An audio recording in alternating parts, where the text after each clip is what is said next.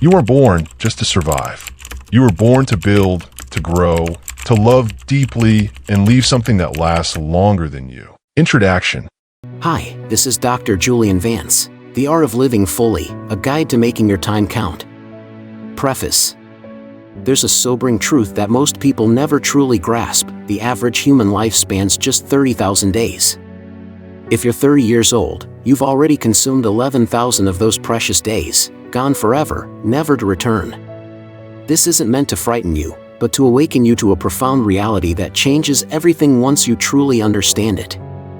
We live in an age of infinite distractions, endless busyness, and the persistent illusion that we have unlimited time. We tell ourselves someday we'll pursue our dreams, strengthen our relationships, prioritize our health, and live with intention. But someday is perhaps the most dangerous word in the human vocabulary. It tricks us into believing time is limitless when it's actually our scarcest resource. This book isn't another collection of productivity hacks or time management tips. Instead, it's a deep exploration of how life actually works, how our minds perceive time, how relationships truly develop, how careers are built, and how fulfillment is found. The insights contained within these pages represent years of research, observation, and real-world application of principles that separate those who merely exist from those who truly live. You're about to discover strategies that will fundamentally change how you approach every aspect of your life. Not through complex systems or overwhelming changes, but through understanding the underlying mechanics of human experience and aligning your actions with what actually matters. The clock is ticking. Let's make every moment count. Chapter 1: The Mystery of Time Perception. When time played tricks on your mind. Do you remember being 8 years old during summer vacation? Those endless afternoons that stretched like eternity, where a single day contained what felt like weeks of experience. You'd wake up with the sun, spend hours building elaborate games, have adventures that seemed to last forever, and still have time for more before bedtime. Now, as an adult, entire years seem to vanish in the blink of an eye. Months pass like weeks once did. You find yourself saying things like, "I can't believe it's already December," or "Where did this year go?" This isn't just nostalgia playing tricks on your memory, it's a fundamental feature of how your brain processes time, and understanding it is crucial to reclaiming control over your life. The science behind slowing time. Your brain doesn't measure time like a clock. Instead, it measures time by the density of new experiences and memories created. When you were a child, everything was novel. Your first day of school, your first bicycle ride, your first taste of ice cream, each experience was so new and significant that your brain recorded it in vivid detail. This created the subjective experience of time moving slowly. As we age and fall into routines, our brains begin to operate on autopilot. The same breakfast, the same commute, the same conversations, the same entertainment choices. Your brain literally stops recording these repetitive experiences in detail. Instead of creating new memories, it simply notes, "Another normal day." This is what researchers call time blindness, the phenomenon where time seems to accelerate because we're not truly experiencing it. But here's the remarkable discovery: you can hack this system. Breaking free from time's acceleration. Sarah, a marketing manager in her 30s, felt like her life was speeding by without her permission. Every week felt identical to the last. She decided to experiment with intentionally introducing novelty into her routine. Instead of taking the same route to work, she explored different paths through her city. She committed to learning one new skill each month, first pottery, then conversational Spanish, then rock climbing. The results were immediate and dramatic. Not only did her days feel longer and more meaningful, but she began to notice details about her world that had been invisible before. Time seemed to expand. She discovered new coffee shops, met interesting people, and found herself energized by the constant stream of new experiences. This principle extends beyond personal routines. In relationships, couples who regularly try new activities together report feeling like they have more time with each other than couples who stick to familiar patterns. In careers, professionals who continuously challenge themselves with new projects and learning opportunities find their work days more fulfilling and less rushed. The time estimation paradox. We suffer from a peculiar cognitive bias when it comes to time estimation. We consistently overestimate what we can accomplish in a single day while massively underestimating what we can achieve in a year. This fundamental misunderstanding of time's rhythm causes us to abandon goals prematurely and undervalue the power of consistent, small actions. Consider the story of Marcus, who wanted to write a novel. He initially planned to write 2,000 words every day, expecting to finish his book in 2 months. After a week of falling short of this unrealistic daily target, he abandoned the project entirely. What Marcus didn't realize is that writing just 300 words per day, a much more manageable goal, would have given him a 100,000-word novel within a year. This pattern repeats across every area of life. People set aggressive daily fitness goals and quit within weeks, not realizing that modest daily exercise would transform their health over months. They attempt dramatic career pivots that inevitably fail, instead of making small skill-building investments that compound over time. Practical applications for time expansion. The key to expanding your subjective experience of time lies in intentionally creating novelty and challenge in your life. This doesn't require dramatic changes. Small variations can have profound effects. Start with your physical environment. Take different routes to familiar destinations. Visit neighborhoods you've never explored. Change your workspace setup regularly. These simple changes force your brain to pay attention, creating the subjective experience of slower time. Engage your learning systems. When you're actively acquiring new knowledge or skills, your brain creates detailed memories of the process. The struggle of learning guitar chords, the satisfaction of solving a complex problem, the excitement of understanding a new concept, these experiences create rich, detailed memories that expand your sense of time. Seek out micro-adventures. You don't need to travel to exotic locations to create novelty.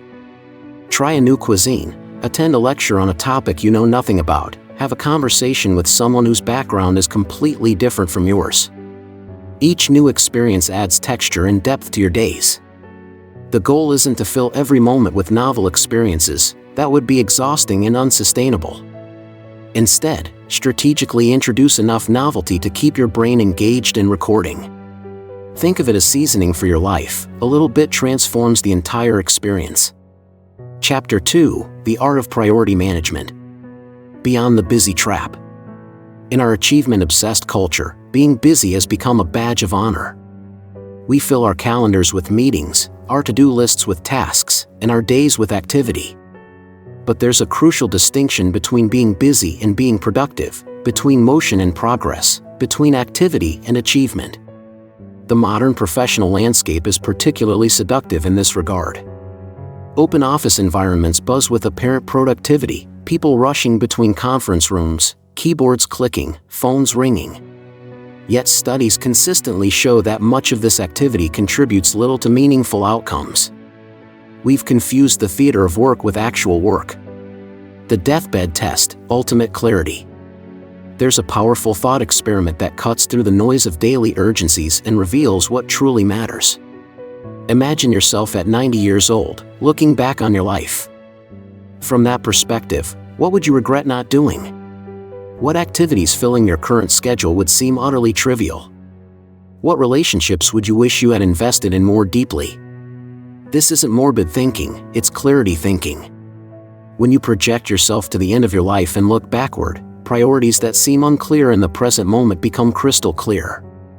The report that felt urgent yesterday loses its significance when viewed against the backdrop of a full life. The time spent with family and friends that seemed like a luxury suddenly appears as the most valuable investment you could make. James, a successful lawyer, found himself working 70-hour weeks and missing his children's bedtime stories. When he applied the deathbed test, he realized that no legal brief he'd ever written would matter to him in his final years, but the moments with his children were irreplaceable. This perspective shift led him to restructure his practice, delegate more effectively, and prioritize presence over productivity. The two-list strategy, Warren Buffett's approach. Warren Buffett, one of the world's most successful investors, shared a simple but profound priority-setting exercise with his pilot. The process works in 3 steps. First, write down 25 things you want to accomplish in your career or life. Be specific and honest about your ambitions and dreams. Second, review this list and circle the 5 most important items. This requires difficult choices. Many worthy goals won't make the cut. Third, and this is the crucial step most people miss, everything you didn't circle becomes your avoid at all costs list. These aren't bad goals, but they're distractions from your most important objectives. The insight here is revolutionary. It's not enough to know what you should focus on, you must actively avoid good opportunities that aren't great opportunities. Success isn't just about saying yes to the right things, it's about having the discipline to say no to almost everything else. The compound effect of priorities. Just as money invested wisely compounds over time, consistent attention to the right priorities creates exponential returns in life satisfaction and achievement. The key is understanding that these returns are often invisible in the short term but dramatic over longer periods. Consider 2 professionals starting their careers. The first focuses on immediate rewards, high-paying jobs, impressive titles, short-term recognition. The second focuses on learning, relationship building, and developing rare skills, even when it means lower initial compensation. After 5 years, their trajectories might look similar. After 15 years, the differences become stark. The second professional typically enjoys more fulfilling work, stronger professional relationships, and ironically, often higher compensation. This principle applies equally to personal relationships. Couples who prioritize daily small gestures of appreciation over grand romantic gestures report higher satisfaction. Parents who prioritize consistent presence over expensive gifts raise more emotionally secure children. Friends who prioritize regular connection over elaborate celebrations maintain stronger bonds. The energy audit approach. Not all priorities are created equal in terms of the energy they require or provide. Some activities drain your energy while others replenish it. Some people energize you while others leave you depleted. Understanding these patterns is crucial for sustainable priority management. Begin by tracking your energy levels throughout a typical week. Note which activities, people, and environments boost your energy and which deplete it. You might discover that certain meetings consistently drain you, while specific types of creative work energize you. Some social interactions might leave you feeling inspired, while others feel obligatory and exhausting. This isn't about avoiding all energy-draining activities, some are necessary and important. But it is about being intentional in how you balance energy-giving and energy-taking activities. If you must attend energy-draining meetings, schedule them when your energy is naturally high and follow them with activities that restore you. Ruthless elimination. The hardest part of priority management isn't identifying what matters most, it's having the courage to eliminate everything else. This requires a mindset shift from addition to subtraction, from doing more to doing less, from saying yes to saying no. The most successful people are often those who have become extremely good at saying no. Not because they're antisocial or unhelpful, but because they understand that every yes to one thing is a no to something else. When you say yes to a project that doesn't align with your priorities, you're saying no to projects that do align with them. This principle extends to information consumption. In an age of infinite content, articles, podcasts, videos, news, being selective about what you consume isn't just helpful, it's essential. The opportunity cost of consuming mediocre content is not consuming exceptional content that could genuinely improve your life. Chapter 3. The Architecture of Relationships. The bank account metaphor. Every relationship in your life operates like a financial institution, with deposits and withdrawals affecting the overall balance. Unlike traditional banks, however, relationship accounts compound both positively and negatively. Small, consistent deposits build trust and connection exponentially, while withdrawals, especially when the account is already low, can be devastating. Understanding this dynamic transforms how you approach every interaction. A genuine compliment, remembering someone's important event, or simply being fully present during a conversation represents a deposit. Being consistently late, breaking promises, or only reaching out when you need something represents withdrawals. The most common relationship mistake people make is attempting large withdrawals without sufficient deposits. They ask for significant favors, expect emotional support during crises, or demand understanding for their mistakes, all without having built up adequate relationship equity through consistent small deposits. The power of micro-moments. Research by Dr. John Gottman reveals that strong relationships are built not through grand gestures but through thousands of tiny interactions. He calls these sliding door moments, brief opportunities to connect or disconnect that seem insignificant but accumulate over time. When your partner mentions feeling stressed about work, you can respond in multiple ways. You might offer advice, change the subject, or simply acknowledge their feelings and ask how you can help. When a friend shares good news, you can respond with enthusiasm, distraction, or genuine curiosity about their experience. These micro-responses shape the trajectory of relationships more powerfully than birthday gifts or anniversary celebrations. The beauty of this understanding is that improving relationships doesn't require dramatic changes or significant time investments.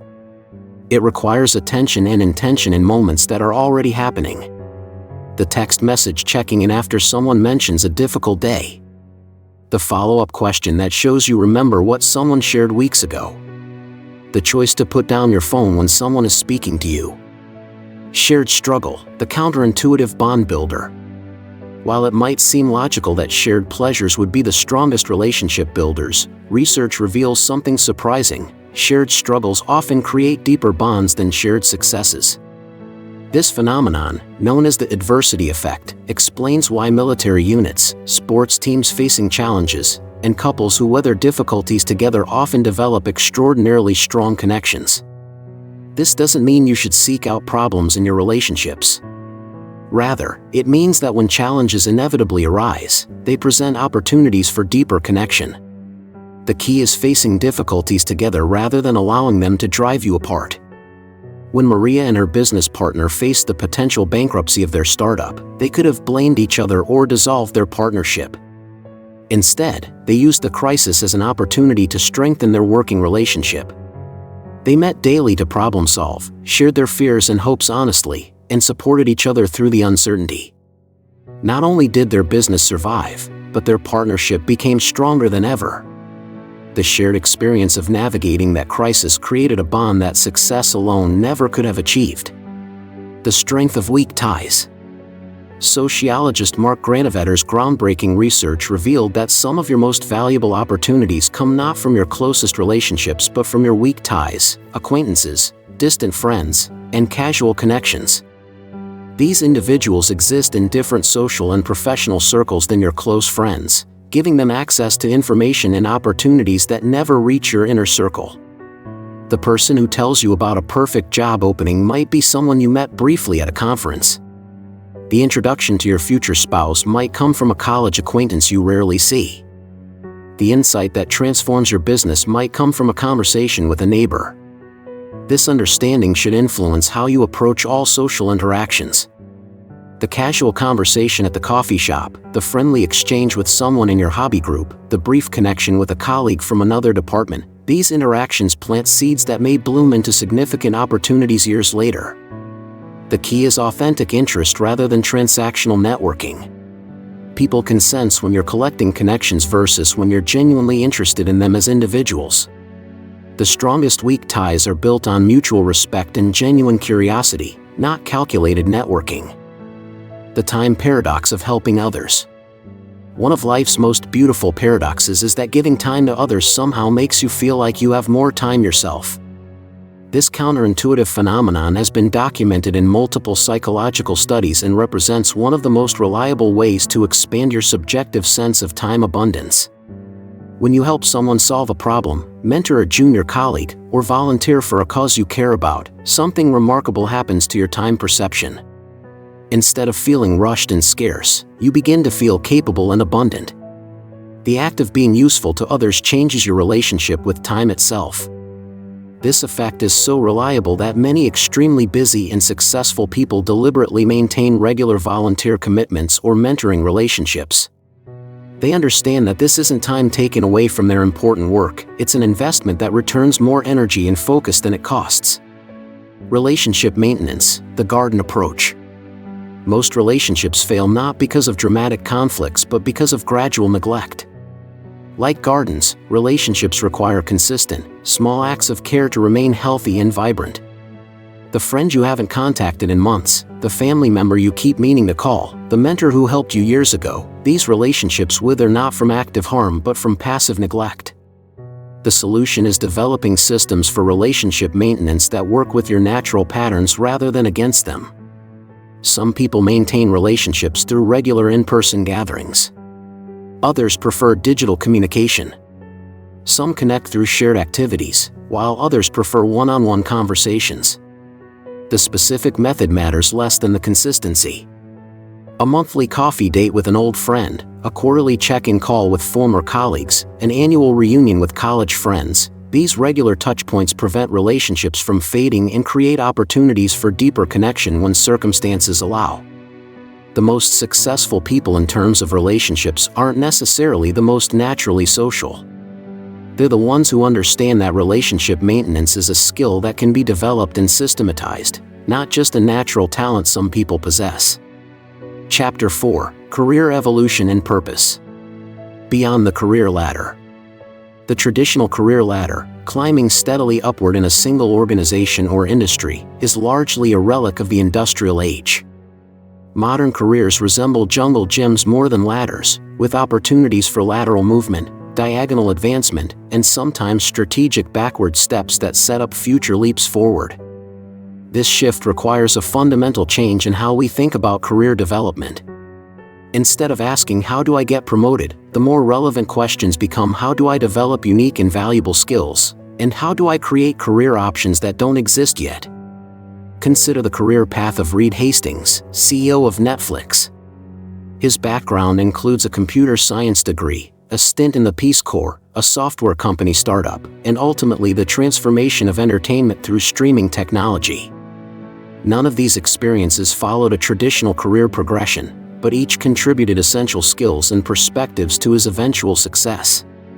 The adjacent possible in career development. Biologist Stuart Kaufman introduced the concept of the adjacent possible, the realm of potential that exists just beyond current reality. In career terms, this represents opportunities that are one step outside your current expertise but within reach if you stretch slightly. Your next career breakthrough probably isn't in mastering what you already know perfectly. It's in the intersection between your current skills and something you're curious about but haven't yet explored. The marketing professional who becomes fascinated with data science. The engineer who develops strong presentation skills. The teacher who learns about educational technology. These intersections create unique value propositions that are difficult to replicate. While many people can do marketing or data science well, few can do both at a high level.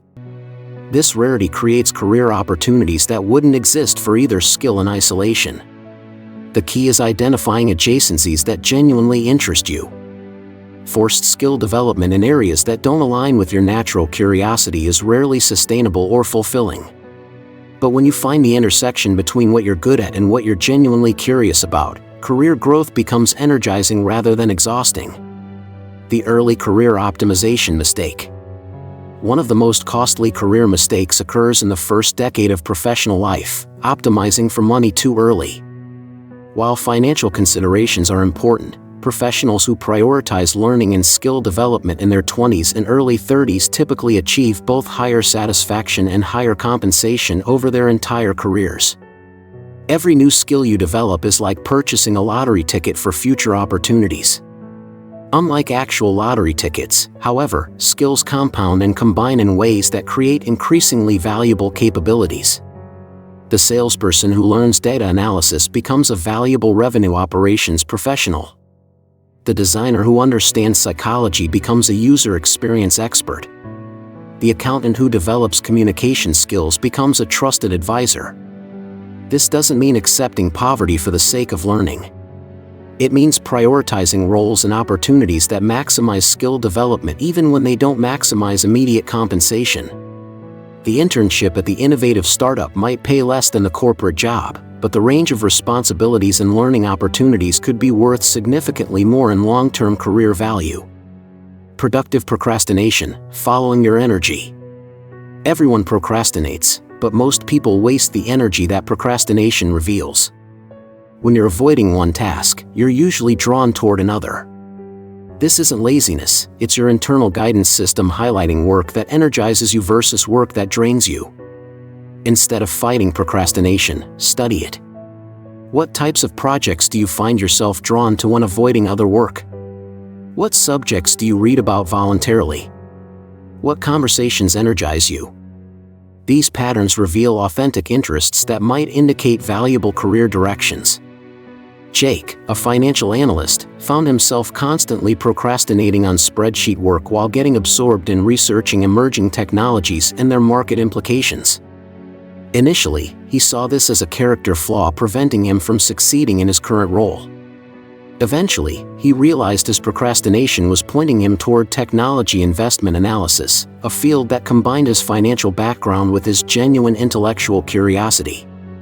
Rather than forcing himself to become better at work that drained him, Jake gradually transitioned into roles that energized him. His career trajectory accelerated dramatically once he began working with his natural interests rather than against them. The comfort zone trap. Career stagnation rarely happens overnight. It's usually the gradual result of staying in roles you've outgrown because they feel safe and familiar. Comfort zones are seductive because they eliminate uncertainty and require less energy. But they're also where careers go to die. The warning signs of career comfort zones are subtle. You can perform your job without being fully engaged. You're no longer learning new skills or facing new challenges. You feel confident in your abilities but not excited about your work.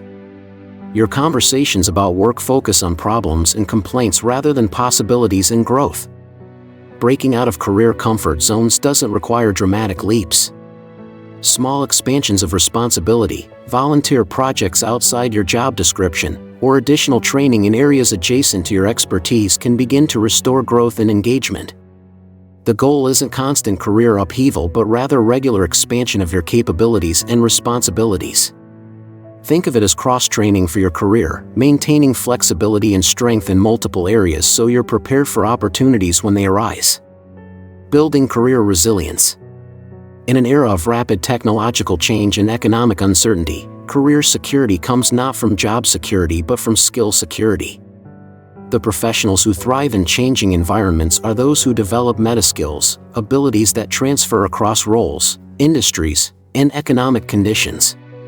Communication skills matter in every profession. Problem-solving abilities are valuable regardless of the specific problems you're solving.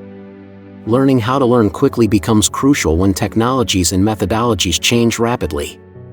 Emotional intelligence helps in any role that involves working with people. These meta-skills form the foundation of career resilience. They're your insurance policy against industry disruption, economic downturns, and technological change.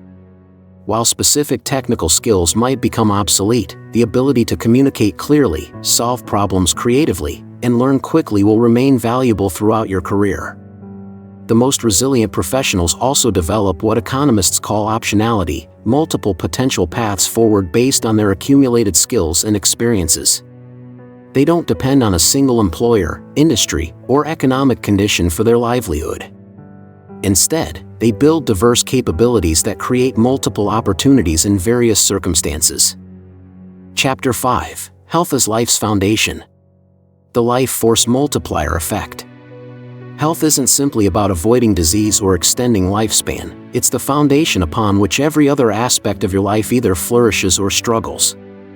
Your energy levels, decision-making ability, emotional resilience, and capacity for enjoyment all depend fundamentally on your physical and mental health. This perspective shift is crucial. Most people think about health as one item on their list of priorities, competing with career, relationships, and personal interests for time and attention. But health is actually the multiplier that affects the quality and effectiveness of everything else you do. Consider two professionals with identical skills and opportunities. One maintains high energy levels through proper sleep, nutrition, and exercise. The other neglects these basics. Over time, the health-conscious professional makes better decisions, maintains stronger relationships, performs better at work, and enjoys life more fully. The difference isn't just in health outcomes, it's in total life outcomes. The sleep superpower. Sleep represents perhaps the most undervalued performance enhancer available to humans. Yet in our productivity-obsessed culture, sleep is often viewed as a luxury or a sign of laziness. This perspective is not only wrong but dangerously counterproductive. When you're sleep-deprived, your cognitive function resembles that of someone who is legally intoxicated. Your decision-making deteriorates, your emotional regulation suffers, your memory consolidation fails, and your physical recovery slows. The promotion you're working toward, the relationship you're building, the creative project you're pursuing, all depend on your brain functioning at its best. Quality sleep isn't just about the number of hours but about the consistency and depth of rest. Your brain uses sleep to consolidate memories, clear metabolic waste, and reset neurotransmitter levels. When you shortchange sleep, you're not just tired the next day, you're operating with reduced capacity across all areas of life. The modern challenge isn't just getting enough sleep but protecting sleep from the constant stimulation of digital devices, irregular schedules, and artificial lighting. Creating environmental and behavioral conditions that support quality sleep isn't a luxury, it's a fundamental life skill. The morning you versus evening you. One of the most practical insights in personal development is recognizing that you're essentially two different people, morning you and evening you. These versions of yourself have different energy levels, decision-making capabilities, and willpower reserves. Morning you is typically more optimistic, disciplined, and capable of making difficult decisions. This version of yourself sets ambitious goals, makes healthy commitments, and plans challenging projects. Evening you is often tired, depleted, and more likely to choose immediate gratification over long-term benefits. The key insight is to let morning you make decisions for evening you, not the other way around. Set up your environment and commitments when your willpower is high so that following through requires minimal decision-making when your willpower is low. This might mean preparing healthy meals when you're energized so they're available when you're hungry and tired. It might mean scheduling exercise sessions in advance so you don't have to motivate yourself when the time comes. It might mean setting up automatic systems for saving money or turning off devices so your tired self doesn't have to exercise restraint. The micro-movement revolution. The human body was designed for constant, varied movement throughout the day, not 8 hours of sitting followed by an hour of intense exercise. This mismatch between our evolutionary design and modern lifestyle contributes to numerous health problems and energy deficits. The solution isn't necessarily dramatic, it's consistent. Micro-movements throughout the day can have profound effects on energy, health, and even cognitive function. 10 push-ups while waiting for coffee to brew. A brief walk during phone calls. Stretching while watching television. These small movements accumulate into significant health benefits. The research on movement and cognition is particularly compelling. Physical movement enhances creative thinking, problem-solving, and memory formation. When you're stuck on a difficult problem, the solution often comes not through harder thinking but through getting your body moving. This understanding should influence how you structure your workdays and approach mental challenges. Instead of forcing yourself to sit and think harder when stuck, try walking, stretching, or doing brief physical exercises. The movement often unlocks mental breakthroughs that pure cognitive effort cannot achieve. Energy management principles. Traditional time management focuses on scheduling activities without considering the energy required to perform them effectively. Energy management recognizes that not all hours are created equal. Your capacity varies throughout the day based on natural rhythms, prior activities, and physical condition. Understanding your personal energy patterns is crucial for optimizing performance and satisfaction. Most people have natural peaks of mental clarity, physical energy, and creative thinking at specific times of day. Aligning important work with these peak periods and protecting them from low-value activities dramatically improves outcomes. This might mean scheduling important meetings during your peak hours rather than accepting whatever time is convenient for others. It might mean doing creative work when your mind is fresh and routine tasks when your energy is lower. It might mean recognizing that some activities energize you while others deplete you, regardless of how much time they require. The goal isn't to maximize every moment but to ensure that your highest value activities receive your best energy. This often means saying no to good opportunities that would drain energy needed for great opportunities. Recovery as performance enhancement. In athletic training, recovery isn't the absence of work, it's an essential component of improvement. The same principle applies to all areas of life. Strategic recovery enhances rather than detracts from performance and productivity. Recovery can take many forms: physical rest, mental stimulation different from your usual work, social connection, creative expression, or quiet reflection. The key is recognizing that recovery isn't laziness but rather an investment in future capacity. High performers in every field understand this principle. They protect time for activities that restore their energy and enthusiasm. They recognize that pushing constantly without recovery leads to diminishing returns and eventual burnout. Building recovery into your routine isn't selfish, it's strategic. When you're operating from a place of energy and enthusiasm, you contribute more effectively to your work, relationships, and community. The apparent productivity of constant activity is often an illusion that masks declining effectiveness and increasing stress. Chapter 6: Continuous Learning and Growth. The teacher effect, learning by teaching. One of the most powerful accelerators of learning is something most people never consider: teaching others. When you explain a concept to someone else, your brain is forced to organize information more clearly, identify gaps in your understanding, and connect ideas in new ways. This principle, known as the Feynman technique after physicist Richard Feynman, suggests that you don't truly understand something until you can explain it simply to someone else. The act of teaching reveals the difference between surface-level familiarity and deep comprehension. The beauty of this approach is that you don't need to be an expert to start teaching. In fact, being slightly ahead of someone else in the learning process often makes you a more effective teacher because you still remember what was confusing and can address those specific difficulties. This might mean mentoring a junior colleague in skills you've recently developed, writing blog posts about concepts you're learning, or simply explaining new ideas to friends and family. Each act of teaching deepens your own understanding while helping others grow. The biography advantage. Reading biographies provides a unique form of accelerated learning. You gain access to entire lifetimes of experience, mistakes, and insights in just a few hours of reading.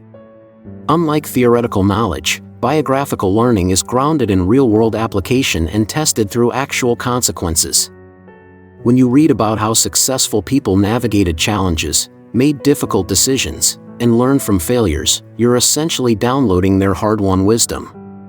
You learn not just what they did but how they thought about problems, what principles guided their decisions, and how they evolved over time.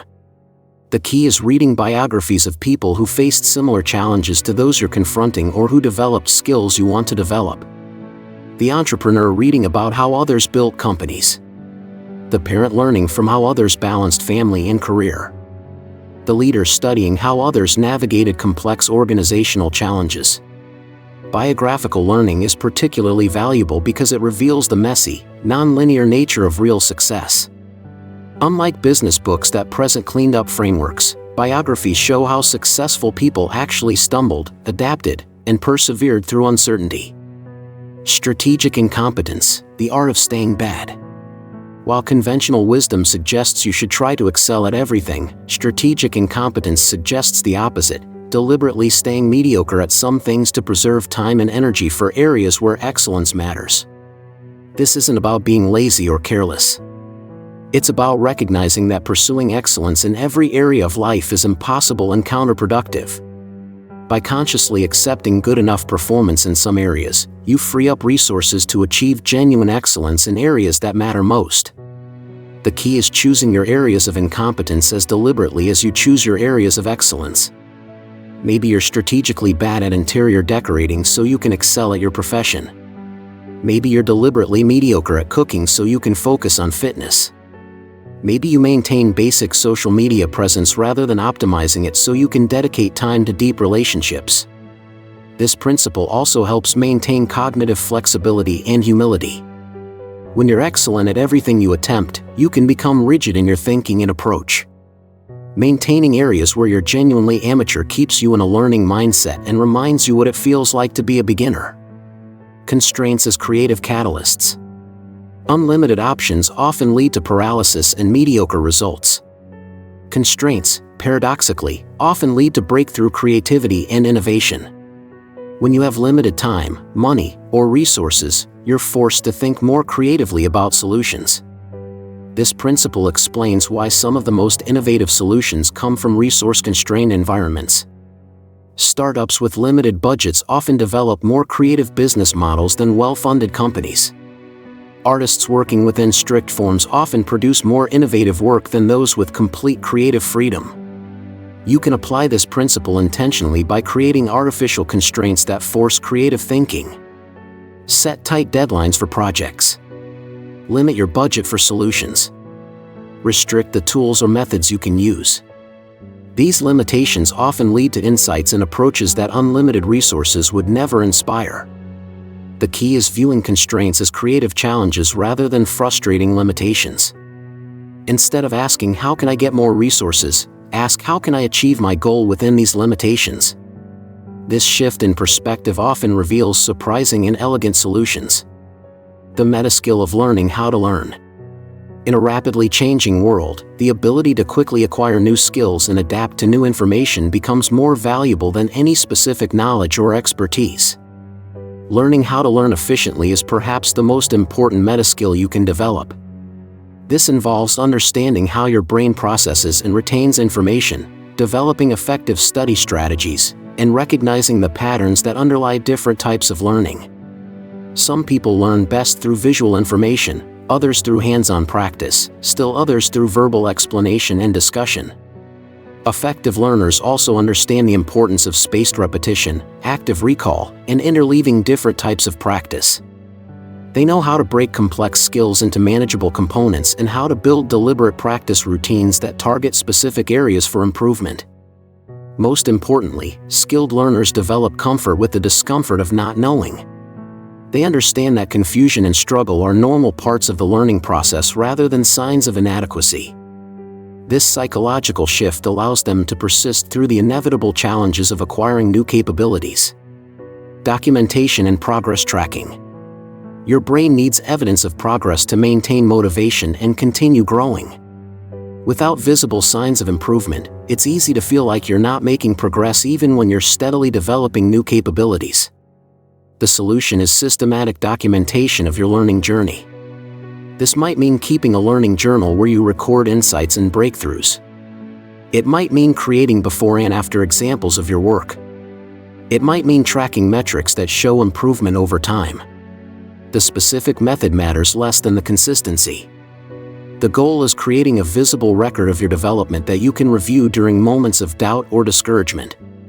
When you can see concrete evidence of how far you've come, it becomes easier to persist through current challenges. This documentation also helps you identify patterns in your learning process. You might discover that you learn best in short, focused sessions. You might notice that certain types of practice are more effective than others. You might realize that you make breakthroughs after periods of apparent plateau. Understanding these patterns allows you to optimize your learning approach over time. Instead of using generic study methods, you can develop personalized learning systems that work with your natural tendencies and preferences. Stress. Chapter 7: Emotional Intelligence and Regulation. The 90-second rule. One of the most liberating discoveries in neuroscience is that the neurochemical components of any emotion, anger, fear, frustration, joy, last exactly 90 seconds in your body. After that brief window, you're choosing to recreate and sustain the emotion through continued thoughts and mental rehearsal. This understanding fundamentally changes your relationship with difficult emotions. While you can't prevent the initial wave of anger when someone cuts you off in traffic, you absolutely control whether that anger continues for minutes, hours, or days. The difference between a moment of frustration and a ruined day lies entirely in what happens after those first 90 seconds. The practical application is profound. When you feel a strong negative emotion, instead of immediately reacting or trying to suppress it, you can simply wait. Acknowledge the feeling, breathe through it, and remind yourself that the chemical component will pass quickly. What remains after 90 seconds is choice. You can either feed the emotion with continued thought or allow it to dissolve naturally. This doesn't mean becoming emotionally numb or pretending feelings don't matter. It means developing the skill to experience emotions fully without being controlled by them. You can feel angry without acting angrily. You can experience fear without being paralyzed by it. You can acknowledge sadness without drowning in it. Strategic vulnerability. Most people approach vulnerability as either something to avoid entirely or something to embrace completely. The truth is more nuanced. Strategic vulnerability, showing the right amount of openness at the right time with the right people, builds deeper connections than either complete guardedness or indiscriminate openness. Strategic vulnerability involves sharing struggles, uncertainties, and imperfections in ways that invite connection rather than creating awkwardness or burden. It's the difference between dumping your problems on someone and sharing your authentic experience in a way that allows others to relate and respond. This skill is particularly valuable in professional settings. Leaders who share appropriate struggles and learning experiences often inspire more trust and loyalty than those who maintain facades of perfection. Colleagues who acknowledge their mistakes and uncertainties create psychological safety that benefits entire teams. The key is calibrating your vulnerability to the relationship and context. Early in relationships, small admissions of imperfection or uncertainty can create connection. In established relationships, deeper sharing of fears and struggles can strengthen bonds. In professional settings, vulnerability about learning and growth often enhances rather than undermines credibility. The compound interest of emotional conversations. Most people avoid difficult conversations, hoping problems will resolve themselves or that others will change without direct communication. This avoidance creates emotional debt that compounds over time, making eventually necessary conversations much more difficult and emotionally charged. Small issues that could be addressed with brief, honest conversations become major conflicts when left unaddressed. Resentments build. Assumptions multiply. Simple misunderstandings become complex relationship problems. The conversation that could have taken 5 minutes when the issue first arose now requires hours of careful navigation. The solution is developing comfort with early, gentle confrontation. This doesn't mean being aggressive or demanding, but rather expressing your experience and needs clearly before emotions become overwhelming. "I noticed you've seemed distant lately. Is everything okay between us?" addresses potential problems before they become entrenched patterns. These conversations feel risky because they involve uncertainty about the other person's response. But the risk of avoiding them is typically much greater. Unaddressed issues rarely resolve themselves, they usually escalate until they force conversations under much more difficult circumstances. Gratitude as a practice, not just a feeling. Gratitude has become a popular concept in personal development, but it's often misunderstood as simply feeling thankful when good things happen. True gratitude is a practice, a deliberate choice to acknowledge positive aspects of your experience even when they're not obvious or overwhelming. The practice of gratitude literally rewires your brain to notice positive elements of your experience more readily. When you regularly identify things you appreciate, your attention gradually shifts toward recognizing rather than overlooking these elements. This isn't about denial or forced positivity, it's about developing mental habits that reveal aspects of reality you might otherwise miss. Effective gratitude practice is specific and varied. Instead of generic thankfulness for good health, you might appreciate the specific sensation of breathing easily or the strength in your legs as you walk. Instead of general gratitude for family, you might notice the particular way your partner makes coffee in the morning or how your child's laughter changes your mood. The key is expressing gratitude rather than just feeling it. Write thank you notes. Tell people specifically what you appreciate about them. Acknowledge good service and kind gestures. This expression amplifies the positive effects for both you and others while strengthening relationships and creating positive cycles of interaction. Emotional contagion and environment design. Emotions are contagious in ways that most people don't fully appreciate. The emotional states of people around you directly influence your own emotional state through mirror neurons and unconscious mimicry. This means that the emotional environment you create and inhabit significantly affects your daily experience. This understanding should influence how you choose to spend your time and with whom. Consistently spending time with anxious, negative, or energy-draining people will gradually affect your own emotional state, regardless of your intentions or willpower. Conversely, surrounding yourself with people who are generally positive, growth-oriented, and emotionally healthy will tend to elevate your own emotional experience. This isn't about avoiding anyone who ever experiences negative emotions. That would be impossible and unhealthy. It's about recognizing patterns and making conscious choices about your emotional environment. Some people consistently drain your energy and optimism. Others consistently inspire and energize you. Being strategic about these relationships isn't selfish, it's emotionally intelligent. You can also influence the emotional environment through your own emotional state. When you maintain calm during stressful situations, you help others feel calmer. When you express genuine enthusiasm for projects or ideas, you help others feel more engaged. Understanding your emotional influence on others makes you a more effective colleague, friend, and family member. Reframing, the power of perspective. The same external circumstances can be experienced as devastating or empowering depending entirely on the mental framework you use to interpret them. This isn't about positive thinking or denial, it's about recognizing that you always have choices in how you interpret and respond to events. Losing a job can be experienced as professional failure or as an opportunity to reassess career direction. Relationship conflicts can be seen as threats to stability or as opportunities for deeper understanding.